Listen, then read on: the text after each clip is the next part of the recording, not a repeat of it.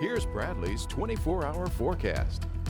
Well, a pretty typical first day of August weather-wise across Acadiana. Temperatures upper 80s to lower 90s for the most part at the top of the hour, but we do have some rain-cooled air out there, especially New Iberia coming in at 81, 82 up in Opelousas. And again, still tracking some scattering of showers, few storms out there, mainly across eastern St. Landry Parish and a couple other lone downpours here, Vermilion, Iberia parishes. And really the bulk of the coverage of the showers and storms today setting up a little bit further off to our east. Notice this heavy storm here closing in on Donaldsonville here across the river parishes of southeastern Louisiana. So again, the showers that we do have on the radar currently should kind of rain themselves out and diminish as the evening wears on. It'll be mild, it'll be muggy. Mid to upper 70s is where those temperatures eventually will drop, and that's where we'll start our Tuesday morning. Maybe a few coastal showers out there first thing tomorrow morning, and then we'll get ready to do it all over again into the afternoon with activity more or less on a scattered basis.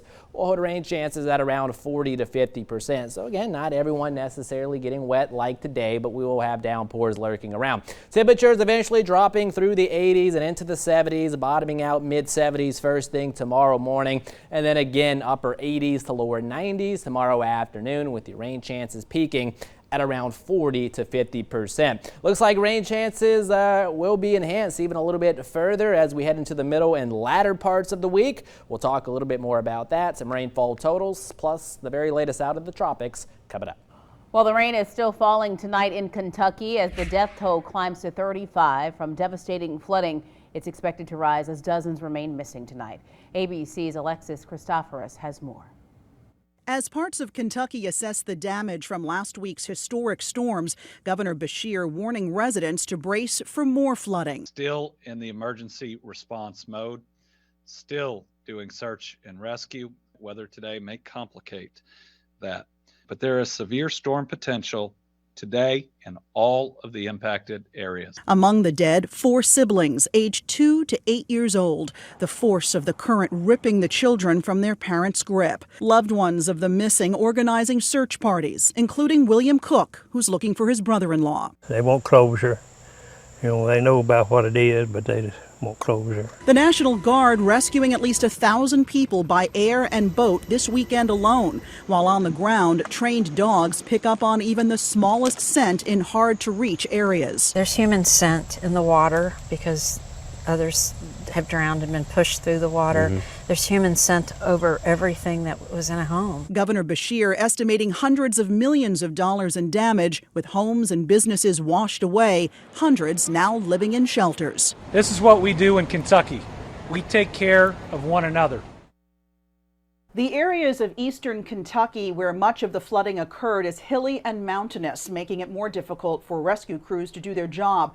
Governor Beshear saying it could take weeks to find all the victims. Alexis Christoforous, ABC News, New York. As that flooding continues in Kentucky and other parts of the world, the White House is working to make more than $1 billion available.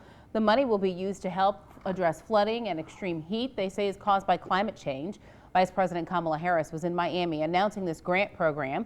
The grants will help communities across the nation prepare for and respond to climate-related disasters. President Biden is back in isolation after once again testing positive for COVID over the weekend. According to the White House, the president has a rebound case of COVID, which can be experienced by those who are treated with Paxlovid, an antiviral pill used to fight COVID. The White House press secretary says the president, though, does not have any reoccurring symptoms.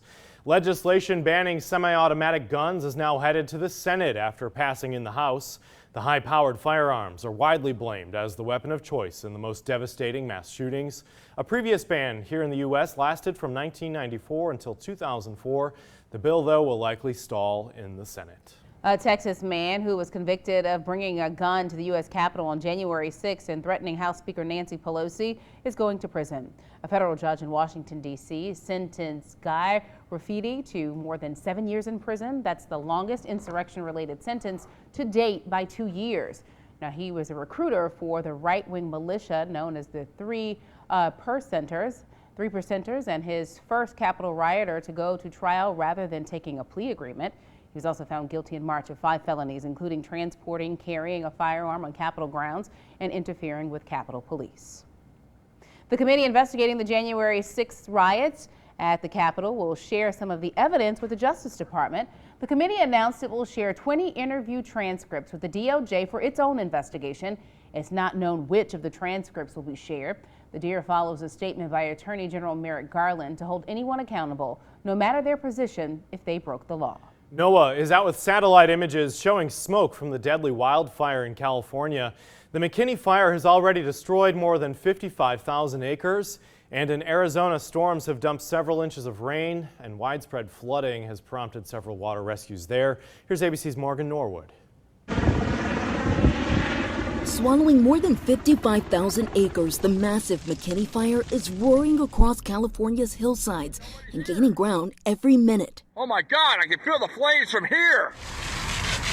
Up against such a vast terrain, firefighters are struggling to make progress as the whipping winds and extremely dry conditions fan the flames. So far, more than 100 buildings have already burned, and crews are pleading with residents to get out. We are asking people to evacuate. The area is very rural. We are noticing that there are quite a few people that are helping each other, which is a really wonderful thing in this time of lots of stress. 81-year-old Althea Schwander just moved into her home a month ago. She says she watched the fire tear through. I saw it coming over from the community center, and I just saw it explode in the dark. I'm very sad.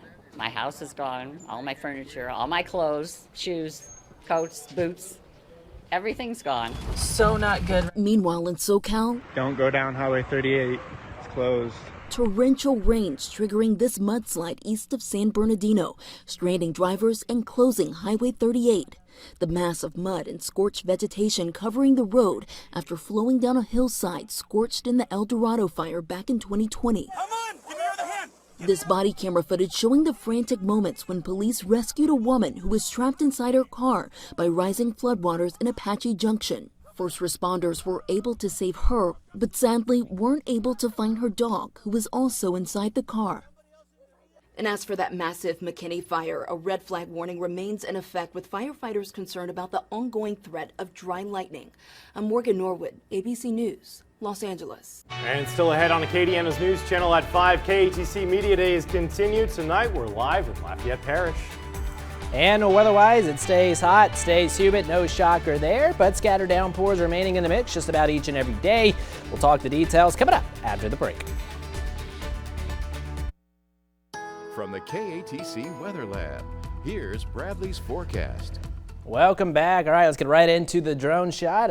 Maybe if you missed it there, that was our very own Scott Brazda doing a story today out over by the Cajun Dome here as we take to the skies with the KATC drone cam.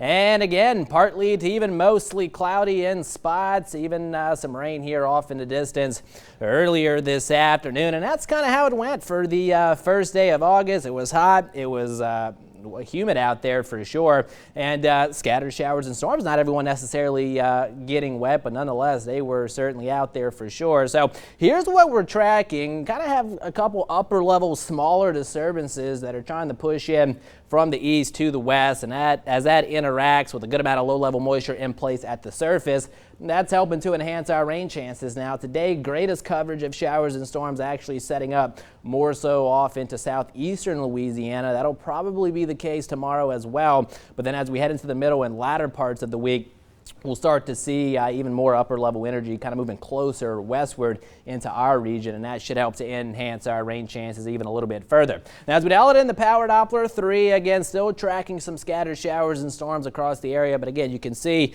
where it's really maximized here as we get closer on the other side of the basin off towards Gonzales and getting closer to the river parishes. But again, some very heavy rainfall, quite a bit of lightning with that complex of storms. Meanwhile here in Acadiana, just some leftover lingering light showers as we get into Vermilion and portions of western Iberia Parish here. These are generally moving off to the north and east, but should continue to rain themselves out over the next several minutes. Meanwhile, further to the north, nice little downpour here, heavy rainfall and lightning with this storm near Oakdale. Here's Highway 165, and that is gradually lifting off to the north, so we'll keep an eye on that one. And further to the east as we get into St. Landry Parish, bulk of the activity activity starting to push eastward, but still some heavy rainfall with this cell moving into Krotz Springs. Of course, here's Highway 190, and then further to the north, just east of Palmetto Track, and another heavy downpour. So again, we're keeping rain chances at about 40% or so through the rest of the evening, but then once we lose that daytime heating by sunset,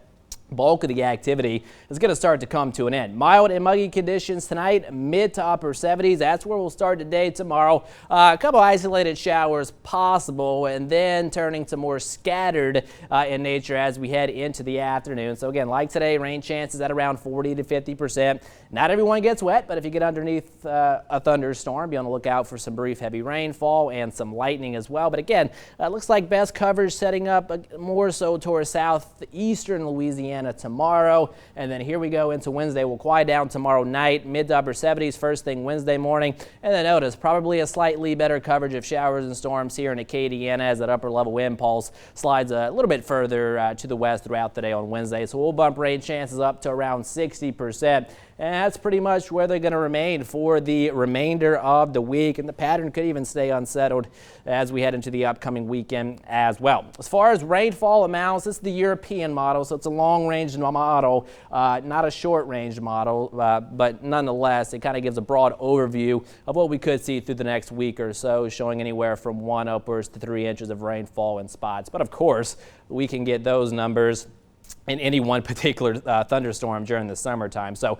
obviously we'll say isolated higher amounts in certain areas. All right, out in the tropics, still looking good on the Atlantic side of things. Nothing going on. Gulf of Mexico, Caribbean Sea, and really most of the tropical Atlantic as well. 1 or 2 tropical waves, but nothing that's showing signs of organizing.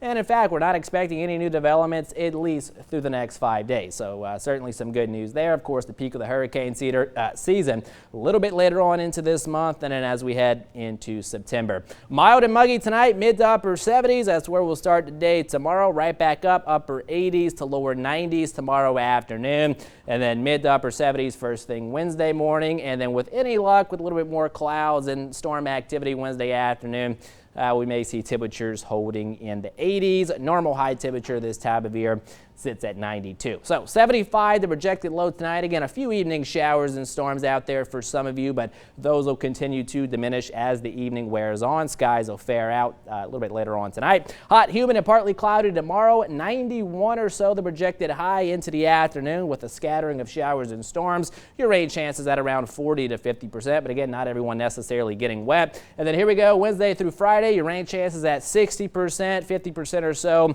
into the upcoming weekend, as the pattern remains somewhat unsettled with scattered downpours remaining in the mix. Well, that's going to do it for weather for right now. We're going to have more news coming up after the break.